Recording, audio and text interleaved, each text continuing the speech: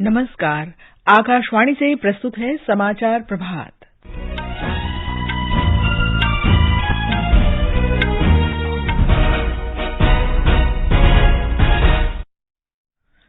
आज दुनिया भर में अंतर्राष्ट्रीय योग दिवस मनाया जा रहा है। प्रधानमंत्री नरेंद्र मोदी न्यूयॉर्क में संयुक्त राष्ट्र मुख्यालय में समारोह का नेतृत्व करेंगे। अमेरिका ने कहा, आने वाले दशकों में भारत उसका महत्वपूर्ण कूटनीतिक भागीदार होगा। प्रधानमंत्री नरेंद्र मोदी से मुलाकात के बाद टेस्ला के मुख्य कार्यकारी अधिकारी एलन मस्क ने कहा, किसी भी बड़े देश की तुलना में भारत में अधिक संभावनाएं। कर्मचारी भविष्य निधि संगठन में इस वर्ष अप्रैल में 17,20,000 सदस्य जुड़े और बेंगलुरु में सैफ चैंपियनशिप में आज शाम भारतीय फुटबॉल टीम पाकिस्तान से खेलेगी। शीर्ष भारतीय खिलाड़ी एच एस प्रणॉय और पारुपल्ली कश्यप आज ताइवान में ताइपे ओपन बैडमिंटन टूर्नामेंट में भाग लेंगे।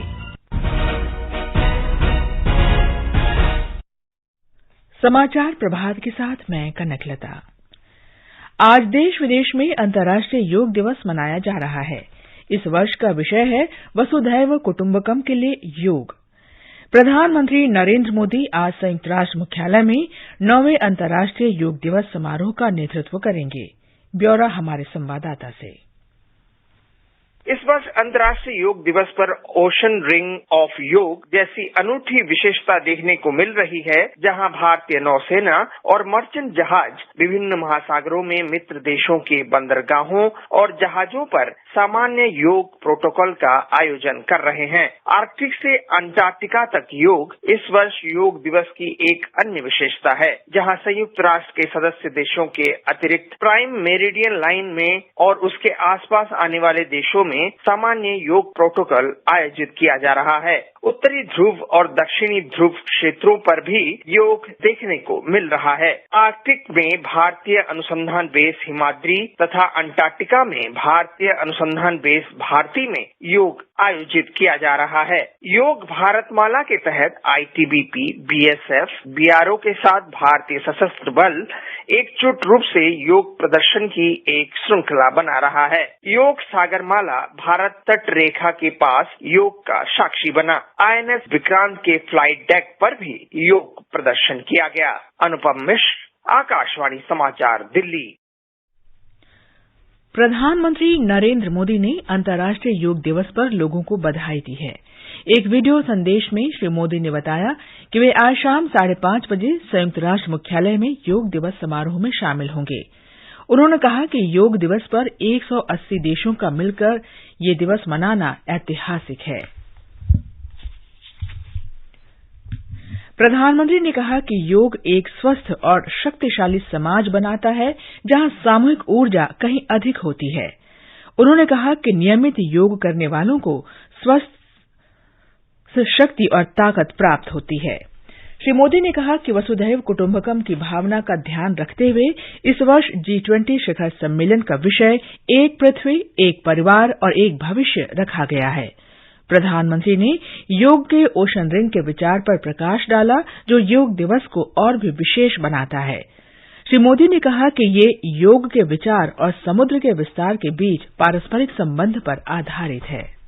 अंतर्राष्ट्रीय योग दिवस के जरिए योग एक वैश्विक आंदोलन बन गया है, ग्लोबल स्पिरिट बन गया है।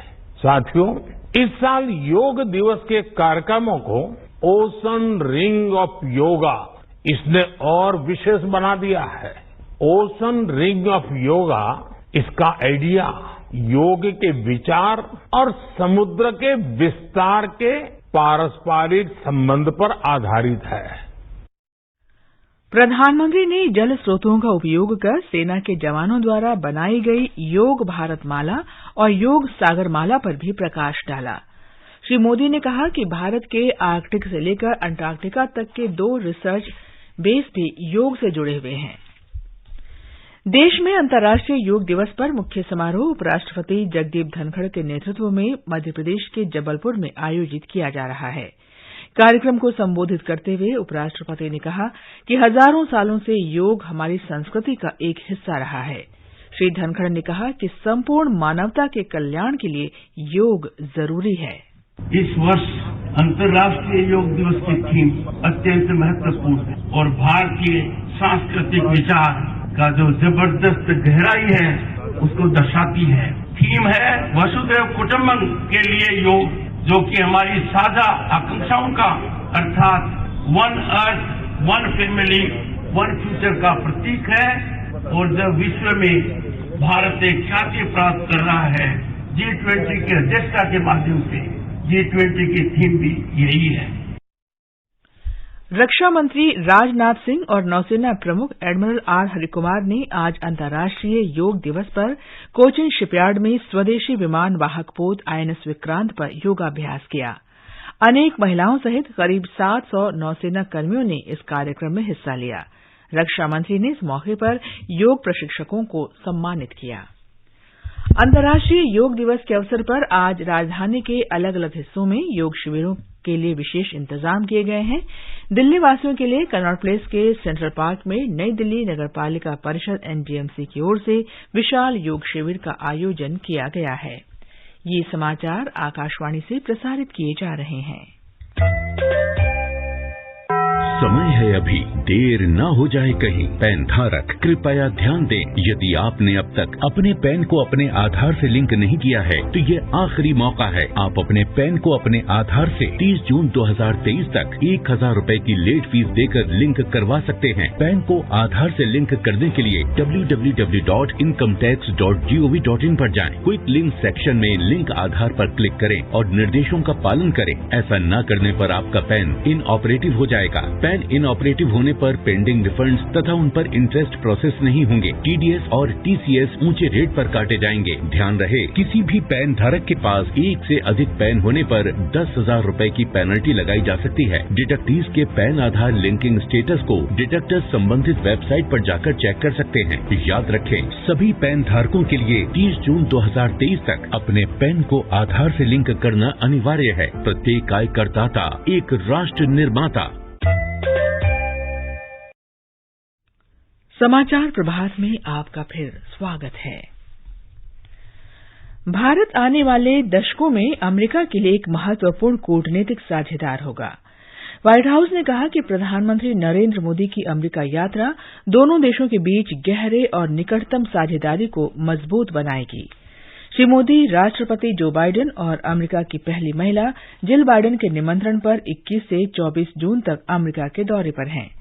राष्ट्रपति जो बाइडेन और अमेरिका की पहली महिला जिल बाइडेन श्री मोदी के लिए 22 जून को रात्रि भोज की मेजबानी करेंगे।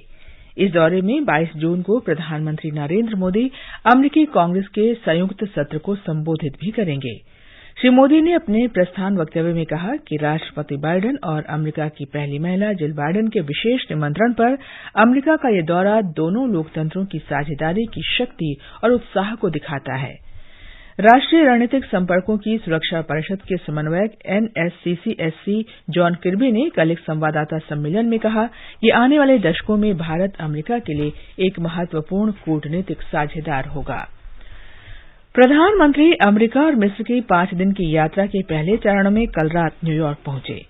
न्यूयॉर्क हवाई अड्डे पर पहुंचने पर प्रधानमंत्री का भारतीय समुदाय के लोगों ने नारे के साथ भव्य स्वागत किया। प्रवासी भारतीयों ने होटल पहुंचने पर भी वंदे मातरम और भारत माता की जय घोष के साथ उनका गर्मजोशी से स्वागत किया। प्रधानमंत्री ने सबसे पहले जाने माने गणित सांख्यिकीविद, विद्वान और लेखक प्रोफेसर नसीम निकोलस तलेब के साथ मुलाकात की। उन्होंने आम बातचीत में जटिल विचारों और नजाकत को लोकप्रिय बनाने में प्रोफेसर तलेब के योगदान की सराहना की। उन्होंने भारत के बढ़ते स्टार्टअप इकोसिस्टम और देश के युवा उद्यमियों की जोखिम लेने की प्रवृत्ति का भी उल्लेख किया। प्रोफेसर तलेब ने कोविड महामारी से सफलतापूर्वक निपटने में भारत की सराहना की। I connect with His Excellency the Prime Minister. We sat down. He mentioned anti-fragile. We spoke about bouncing back from adversity, and we spoke about central risk-taking. So it was wonderful. And I also commended India on the response to COVID and how India was very efficiently dealt with it, particularly with the food distribution and all of that. प्रधानमंत्री ने विख्यात बौद्ध विद्वान और लेखक Padmashri Bob Thurman के साथ भी बातचीत की। उन्होंने वैश्विक चुनौतियों के समाधान में बौद्धिक मूल्यों के मार्गदर्शन पर अपने दृष्टिकोणों का आदान प्रदान किया। श्री मोदी टेस्ला मोटर के मुख्य कार्यकारी अधिकारी एलन मस्क से भी मिले। श्री मस्क ने कहा कि वे भारत के भविष्य को लेकर उत्सुक हैं। उन्होंने कहा कि भारत में दुनिया के किसी भी अन्य बड़े देश से अधिक संभावनाएं हैं। He really wants to do the right thing for India. He wants to be open. He wants to be supportive of new companies, and obviously, but at the same time, make sure it accrues to India's advantage, which is obviously that's the job. I'm saying I am a fan of Modi, so I have to say that. Shri Modi का कल Washington में white house में पारंपरिक स्वागत किया जाएगा, जहां वे राष्ट्रपति बाइडेन के साथ उच्चस्तरीय संवाद करेंगे। कर्मचारी भविष्य निधि संगठन ईपीएफओ में इस वर्ष अप्रैल महीने में 17,20,000 सदस्य जुड़े हैं। ईपीएफओ ने कल प्रोविजनल वेतन निधि आंकड़े जारी किए।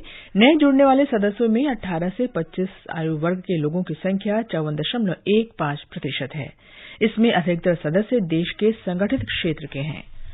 मणिपुर में धीरे धीरे स्थिति सामान्य हो रही है। सुरक्षा बल विभिन्न बाहरी इलाकों और संवेदनशील क्षेत्रों में तलाश अभियान चला रहे हैं। किसी अप्रिय घटना की खबर नहीं है। शनिवार से स्कूल फिर से खुलेंगे। महाराष्ट्र के मुख्यमंत्री एकनाथ शिंदे ने कहा है कि पुणे के पिंपरी चिंचवाड़ में बनाए जा रहे क्रांतिकारी स्वाधीनता सेनानियों के स्मारक को पूरा करने के लिए 41 करोड़ रुपए की धनराशि दी जाएगी। इन स्वाधीनता सेनानियों को आमतौर पर चापेकर बंधु के नाम से जाना जाता है। शीर्ष भारतीय बैडमिंटन खिलाड़ी एचएस प्रणॉय और पारुपल्ली कश्यप आज ताइवान में ताइपे ओपन बैडमिंटन टूर्नामेंट में भाग लेंगे।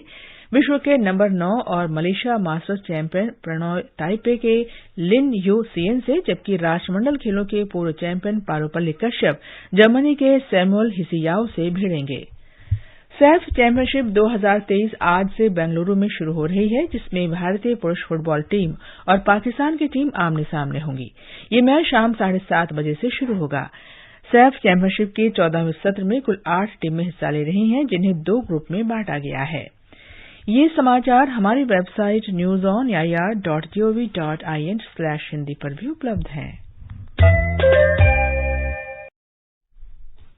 और अब समाचार पत्रों की सुर्खियों के साथ हैं रवि कपूर। धन्यवाद कनक। प्रधानमंत्री नरेंद्र मोदी की अमेरिका यात्रा आज के अखबारों की पहली सुर्खी है। दैनिक जागरण ने प्रधानमंत्री का बयान प्रकाशित किया है, सीमा पर शांति बनाए बगैर चीन के साथ सामान्य नहीं हो सकते रिश्ते। नकली दवाओं पर 71 फर्मों को नोटिस जारी किए जाने का समाचार नवभारत टाइम्स, दैनिक ट्रिब्यून सहित अनेक अखबारों में है।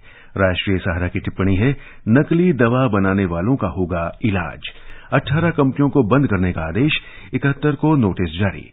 राजस्थान पत्रिका लिखता है, विश्व स्वास्थ्य संगठन ने भारत में बने 7 कफ सिरप किए ब्लैक लिस्टेड। दिल्ली में सीएनजी वाहन 15 साल चल सकेंगे, हिंदुस्तान के पहले पन्ने पर है। दैनिक ट्रिब्यून ने पंजाब विधानसभा में पारित विधेयक का हवाला देते हुए लिखा है, पंजाब में राज्यपाल नहीं सीएम होंगे चांसलर। मीर को वैश्विक आतंकी सूची में डालने पर चीन का अड़ंगा जनसत्ता में है। वसुदैव कुटुंबकम के संदेश संग आज योग को प्रणाम करेगी दुनिया, नवभारत टाइम्स की पहली हेडलाइन है। पत्र ने इसके साथ ही योग के फायदे भी बताए हैं। दैनिक भास्कर ने गोपाल भोग के बाद रथ पर सवार भगवान जगन्नाथ की यात्रा की खबर को रंगीन चित्र के साथ प्रकाशित किया है। देशबंधु नवभारत टाइम्स और राजस्थान पत्रिका ने भी इसे प्रकाशित किया है। नवभारत टाइम्स ने पहले पन्ने पर जिंदगी बचाने की जंग शीर्षक से लिखा है, टाइटैनिक का मलबा दिखाने निकली पनडुब्बी अटलांटिक में लापता, 5 टूरिस्ट थे सवार। राजस्थान पत्रिका के पहले पन्ने पर है, जलवायु परिवर्तन के कारण पहले के मुकाबले तेजी से बदलने लगे हैं हिमालय के ग्लेशियर। वैज्ञानिकों ने कहा, बर्फ गायब होने की गति अप्रत्याशित और चिंताजनक। दैनिक ट्रिब्यून की आशंका, ऐसे तो 77 साल में पिघल जाएंगे 80% ग्लेशियर, 2 अरब लोगों की आजीविका होगी प्रभावित। अंत में मुख्य समाचार एक बार फिर। आज दुनिया भर में अंतर्राष्ट्रीय योग दिवस मनाया जा रहा है। प्रधानमंत्री नरेंद्र मोदी न्यूयॉर्क में संयुक्त राष्ट्र मुख्यालय में समारोह का नेतृत्व करेंगे। अमेरिका ने कहा, आने वाले दशकों में भारत उसका महत्वपूर्ण कूटनीतिक भागीदार होगा। प्रधानमंत्री नरेंद्र मोदी से मुलाकात के बाद टेस्ला के मुख्य कार्यकारी अधिकारी एलन मस्क ने कहा, किसी भी बड़े देश की तुलना में भारत में अधिक संभावनाएं। कर्मचारी भविष्य निधि संगठन में इस वर्ष अप्रैल में 17,20,000 सदस्य जुड़े। भारतीय पुरुष फुटबॉल टीम आज शाम बेंगलुरु में सैफ चैंपियनशिप में पाकिस्तान से खेलेगी। इसके साथ ही समाचार प्रभात का ये अंक समाप्त हुआ। नमस्कार।